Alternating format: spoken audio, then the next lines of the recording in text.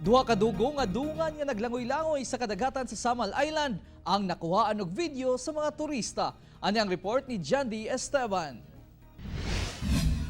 Nahingangha ang mga turista dihang nakakita sila og talagsaong dugong o sikaw nga naglangoy-langoy sa kadagatan sa Talikod Island sa Samal.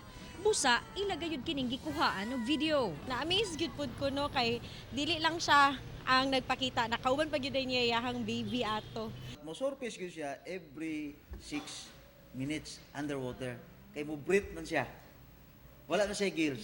Sa Samal Island, dunay makita nga siyam ka species sa dugong ug kadaghanan niini anaa sa talikod. Sumala sa biologist nga si Daryl Blatchley, anaa lang sa 20 ka dugong ang namonitor sa Davao Gulf. Busa naningkamot ang otoridad nga maprotektahan kini. Wildlife Resources Conservation Protection Act, nana siya sa kategory nga kanang gitawag og critically endangered species.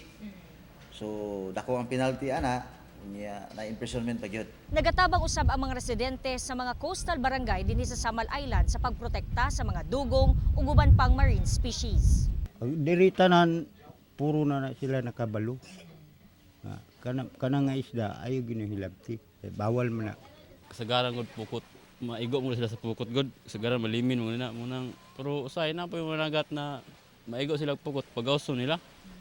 Hindi mo na pwede. Kauban si Mel Colmenares sa kamera. Ako si John D. Esteban para sa One Mindanao.